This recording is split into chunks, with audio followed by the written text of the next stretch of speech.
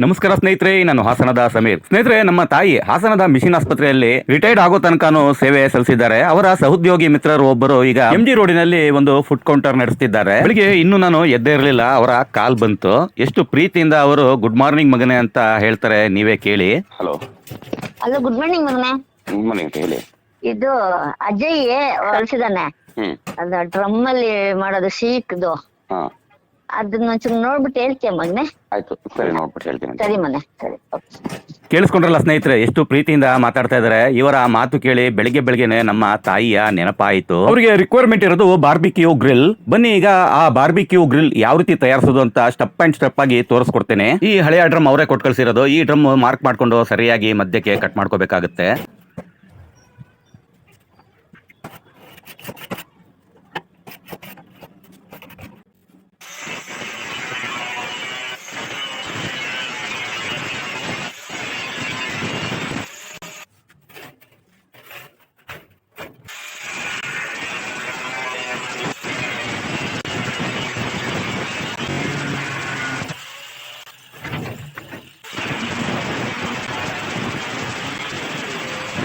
ಇದ್ಯಾವುದೋ ಕೆಮಿಕಲಿನ drum. ಇದರ ಒಳಗಡೆ ಇರೋ ಕೆಮಿಕಲ್ ಎಲ್ಲ ಕ್ಲೀನ್ ಮಾಡ್ಕೋಬೇಕಾಗುತ್ತೆ. ಇದರ ಜೊತೆಯಲ್ಲಿ ಇದರ ಮುಚ್ಚಳನು ಮಧ್ಯಕ್ಕೆ ಕಟ್ ಮಾಡ್ಕೋಬೇಕು.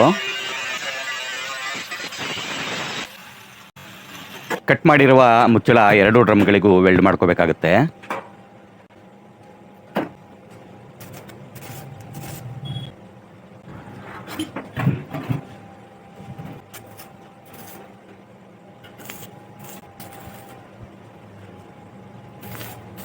ಕಟ್ ಮಾಡಿರುವ ಎರಡು ಡ್ರಮ್ಮಿನ ಪೀಸ್ಗಳಿಗೆ ಈ ಮೇಲ್ಭಾಗಕ್ಕೆ ನೋಡಿ, ಈ ರೀತಿ 1 ಇಂಚ್ ಆಂಗಲಿನಲ್ಲಿ ಬೀಡಿಂಗ್ ಕಟ್ಕೋಬೇಕು. ಇದರಿಂದ ಡ್ರಮ್ಮಿಗೆ ಸ್ಟ್ರೆಂತ್ ಸಿಗುತ್ತೆ.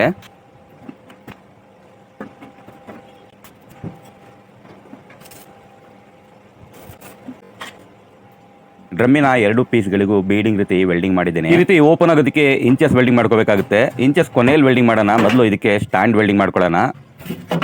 ಸ್ಟ್ಯಾಂಡಿನ ಕಾಲಿಗೆ 1 ಇಂಚ್ ಆಗಲ್ಲಿ ಯೂಸ್ ಮಾಡ್ತಾ ಇದ್ದೀನಿ. ಎತ್ತರ 30 ಇಂಚ್ ಮಾಡ್ತಾ ಇದ್ದೀನಿ, ಅಂದರೆ 2.5 ಅಡಿ ಎತ್ತರ.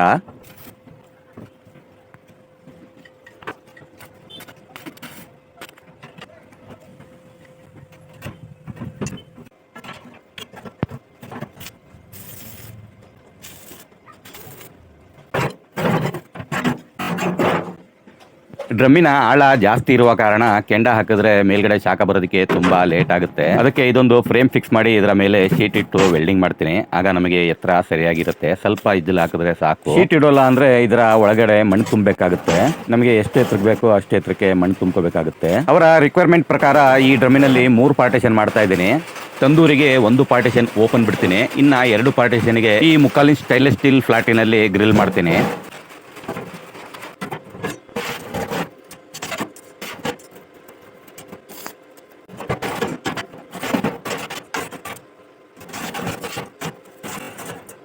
ಫ್ರೇಮಿನ ಅಳತೆ ಸರಿಯಾಗಿದೆ. ಈ ಫ್ರೇಮಿನ ಮೇಲ್ಭಾಗಕ್ಕೆ ಈ 3/4 ಇಂಚ್ ಫ್ಲಾಟ್ ಹತ್ತತ್ರ, ಅಂದರೆ ಒಂದು 3/4 ಇಂಚ್ ಗ್ಯಾಪ್, ಈ 3/4 ಇಂಚ್ ಫ್ಲಾಟಿಗೆ 3/4 ಇಂಚ್ ಗ್ಯಾಪ್ ಕೊಟ್ಕೊಂಡು ವೆಲ್ಡಿಂಗ್ ಮಾಡ್ಕೋಬೇಕಾಗುತ್ತೆ. ಸ್ಟೇನ್ಲೆಸ್ ಸ್ಟೀಲಿನ ಅಂದರೆ SS-ನ 2 ಗ್ರಿಲ್ಗಳು ರೆಡಿ ಮಾಡ್ಕೊತೀನಿ.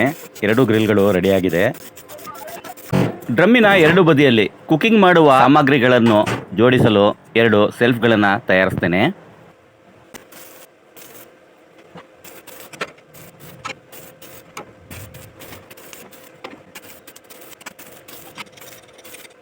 ಹೆಚ್ಚು ಕಮ್ಮಿ ಕೆಲಸ ಎಲ್ಲ ಮುಗ್ದಿದೆ. ಈಗ ಇದರ ಮುಚ್ಚಳ ಫಿಕ್ಸ್ ಮಾಡೋಣ. ಅದಕ್ಕೆ ಈ ಇಂಚಸ್ಗಳನ್ನ ವೆಲ್ಡಿಂಗ್ ಮಾಡ್ಕೊಳ್ತಾ ಇದ್ದೇನೆ. ಮೊದಲೇ ಹೇಳಿದ್ದೆ, ಮುಚ್ಚಳ ಮೊದಲೇ ವೆಲ್ಡಿಂಗ್ ಮಾಡಿದ್ರೆ ಮುಂದಿನ ಕೆಲಸ ಮಾಡೋದಕ್ಕೆ ಕಷ್ಟ ಆಗುತ್ತೆ ಅಂತ. ಅದಕ್ಕೆ ಕೊನೆಯಲ್ಲಿ ಮುಚ್ಚಳ ವೆಲ್ಡಿಂಗ್ ಮಾಡ್ತಾ ಇದ್ದೇನೆ.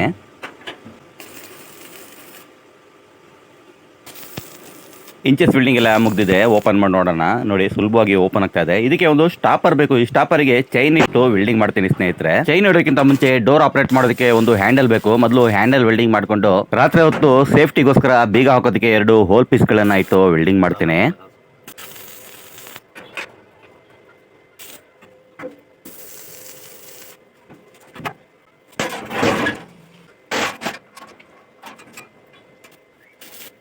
ಚೈನ್ ಯಾವ ರೀತಿ ವೆಲ್ಡಿಂಗ್ ಮಾಡ್ತಾ ಇದ್ದೀನಿ ಅಂದ್ರೆ, ನಮಗೆ ಯಾವ ಎತ್ತರದಲ್ಲಿ ಬೇಕೋ ಆ ಎತ್ತರದಲ್ಲಿ ಅಡ್ಜಸ್ಟ್ ಮಾಡ್ಕೋಬಹುದು ನಾವು ಡೋರು.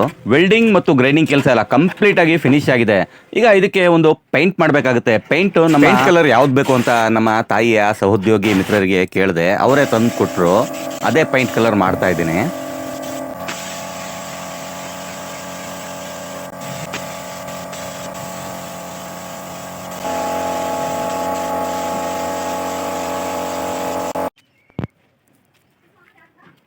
ಪೈಂಟಿಂಗ್ ಕೆಲಸ ಎಲ್ಲ ಕಂಪ್ಲೀಟ್ ಆದಮೇಲೆ ಈ ನಮ್ಮ ತಂದೂರಿ ಗ್ರಿಲ್ ಎಷ್ಟು ಸುಂದರವಾಗಿ ಕಾಣಿಸ್ತಾ ಇದೆ ಅಲ್ವಾ ಸ್ನೇಹಿತರೆ?